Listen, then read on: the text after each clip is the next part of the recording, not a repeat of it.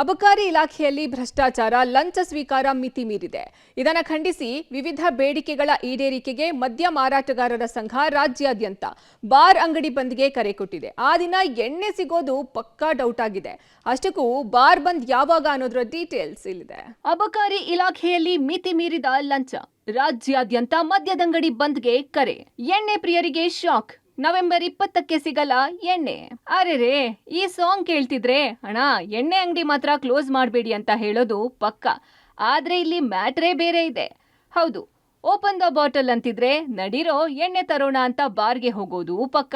ಆದ್ರೆ ಮದ್ಯದಂಗಡಿಗೆ ಪರ್ಮಿಷನ್ ಕೊಡೋ ಇಲಾಖೆ ಮೇಲೆ ಗಂಭೀರ ಆರೋಪ ಕೇಳಿ ಬಂದಿದೆ. ಹೌದು, ಅಬಕಾರಿ ಇಲಾಖೆಯಲ್ಲಿ ಭ್ರಷ್ಟಾಚಾರ ಮಿತಿ ಮೀರಿದೆಯಂತೆ. ಕೋಟಿ ಕೋಟಿ ಲಂಚ ಸ್ವೀಕಾರ ಅಂತ ದೊಡ್ಡ ಮಟ್ಟದಲ್ಲೇ ಚರ್ಚೆ ಆಗ್ತಿದೆ. ಪ್ರಧಾನಿ ನರೇಂದ್ರ ಮೋದಿ, ರಾಜ್ಯ ಬಿಜೆಪಿ ಮತ್ತು ಕೇಂದ್ರ ನಾಯಕರು ರಾಜ್ಯ ಸರ್ಕಾರದ ವಿರುದ್ಧ ಮುಗಿ ಬೀಳುತ್ತಾ ಇದ್ದಾರೆ. ಈಗ ಮದ್ಯ ಮಾರಾಟಗಾರರ ಸಂಘ ಕೂಡ ಭ್ರಷ್ಟಾಚಾರ ಖಂಡಿಸಿ ವಿವಿಧ ಬೇಡಿಕೆಗಳ ಈಡೇರಿಕೆಗೆ ನವೆಂಬರ್ 20ರಂದು ಮದ್ಯ ಮಾರಾಟ ಬಂದ್ ಮಾಡೋದಾಗಿ ಹೇಳಿದ್ದಾರೆ. ಇದರಲ್ಲಿ ಅಬಕಾರಿ ಇಲಾಖೆಯವರು ಬರಬೇಕು, ಆರ್ಥಿಕ ಇಲಾಖೆಯವರು ಮತ್ತು ಪೊಲೀಸ್ ಇಲಾಖೆಯವರು, ಈ ಮೂರು ಇಲಾಖೆಯವರ ಜೊತೆಯಲ್ಲಿ ಒಂದು ಜಂಟಿ ಸಭೆಯನ್ನ ಮಾಡಬೇಕು ಅಂತ ಒಂದು ರಿಕ್ವೆಸ್ಟ್ ಮಾಡ್ತಾ ಇದ್ದೀವಿ. ಅಬಕಾರಿ ಭ್ರಷ್ಟಾಚಾರ ಇದು ಮಿತಿ ಮೀರಿತಾ ಇದೆ, ಇದನ್ನು ನಿಗ್ರಹಕ್ಕೆ ತರಬೇಕು. ಈ ಅಬಕಾರಿ ಇಲಾಖೆ ಅನ್ನುವಂತಹದ್ದು ಇದು ಅನುದಾನ ಇಲ್ಲದೆ ಇರುವ ಇಲಾಖೆ ಆದುದರಿಂದ ಇದನ್ನ ಆರ್ಥಿಕ ಸಚಿವರೇ ನಿರ್ವಹಿಸಬೇಕು. ಇದರ ಪ್ರಕಾರ ಈ ಬೇಡಿಕೆಗಳ ಈಡೇರಿಕೆಯಾಗಿ 20ನೇ ತಾರೀಕು ನಾವು ರಾಜ್ಯವ್ಯಾಪಿ ಬಂದ್ ಅನ್ನ ನಾವು ಮಾಡ್ತಾ ಇದ್ದೀವಿ ಅನ್ನೋ ವಿಚಾರವನ್ನು ತಮ್ಮೆಲ್ಲರ ಸಮ್ಮುಖದಲ್ಲಿ ಹೇಳಲಿಕ್ಕೆ ಇಚ್ಛೆ ಪಡ್ತಾ ಇದ್ದೀವಿ. ನಮ್ಮ ಸಂಘಟನೆಯ ಪದಾಧಿಕಾರಿಗಳು ಎಲ್ಲೂ ಕೂಡ 500-700 ಕೋಟಿ ಲಂಚದ ಬಗ್ಗೆ ನಾವು ಮಾತಾಡಿಲ್ಲ. ಆ ಮಾತನಾಡುವಂಥ ದ್ರಾಷ್ಟ್ಯ ನಮಗೆ ಇಲ್ಲೂ ಇಲ್ಲ. ಈ ರೀತಿಯ ತಪ್ಪು ಮಾಹಿತಿಗಳನ್ನು ಮಾನ್ಯ ಪ್ರಧಾನಮಂತ್ರಿಯವರಿಗೆ ಯಾರು ನೀಡಿದರು ಎನ್ನುವಂಥದ್ದು ನಮಗೆ ಗೊತ್ತಿಲ್ಲ. ಯಾಕೆ ನೀಡಿದರು ಎಂದು ನಮಗೆ ಗೊತ್ತಿಲ್ಲ. ನಾವೆಂದೂ ಕೂಡ ಈ ಚುನಾವಣೆಗಳಿಗೆ ಹಣವನ್ನ ನೀಡಿದವರಲ್ಲ ಮತ್ತು ನೀಡುವುದಿಲ್ಲ ಅಂತ ಅವಶ್ಯಕತೆಯೂ ಕೂಡ ನಮಗಿಲ್ಲ. ಇನ್ನು ಈ ಲಂಚ ಸ್ವೀಕಾರ ಎಲ್ಲಾ ಸರ್ಕಾರದಲ್ಲೂ ಇದೆ.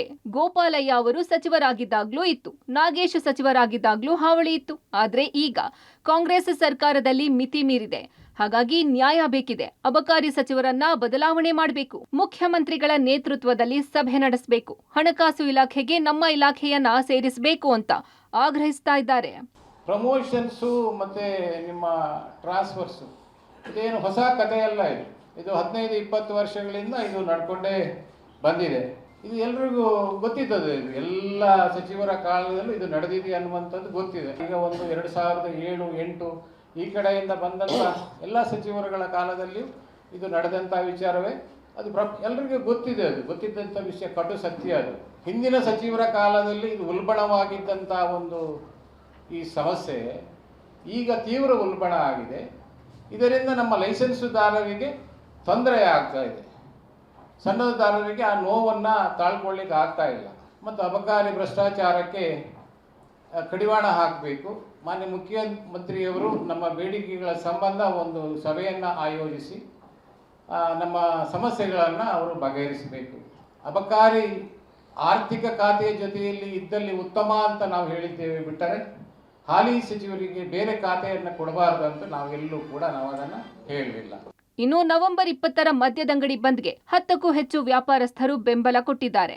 ಬೆಳಗ್ಗೆ ಮದ್ಯ ಬಂದಾದ್ರೆ ಸಂಜೆವರೆಗೂ ಮದ್ಯ ಸಿಗಲ್ಲ. ಫ್ರೀಡಂ ಪಾರ್ಕ್ನಲ್ಲಿ ಪ್ರತಿಭಟನೆ ಮಾಡಿ ಕಾನೂನು ತಿದ್ದುಪಡಿ ಮಾಡಿ ವಿವಿಧ ಬೇಡಿಕೆಗಳ ಈಡೇರಿಕೆಗೆ ಆಗ್ರಹಿಸಲಿದ್ದಾರೆ. ಇನ್ನು ಮುಖ್ಯಮಂತ್ರಿಗಳ ನೇತೃತ್ವದಲ್ಲಿ ಸಭೆ ಕರೆದ್ರೆ ಕೆಲ ದಾಖಲೆಗಳನ್ನ ನೀಡ್ತೇವೆ, ಬೇಡಿಕೆ ಈಡೇರಿಸುತ್ತೇವೆ ಅಂತ ಭರವಸೆ ಕೊಟ್ರೆ ಪ್ರತಿಭಟನೆ ಕೈ ಬಿಡ್ತೀವಿ ಎಂದಿದ್ದಾರೆ. ಬಾರ್ ಅಂಗಡಿ ಕ್ಲೋಸ್ ಆದ್ರೆ ಏನ್ ಮಾಡೋದು ಅನ್ನೋದೇ ಎಣ್ಣೆ ಪ್ರಿಯರ tension. Lokesh Koodagadala, public TV, Bengaluru.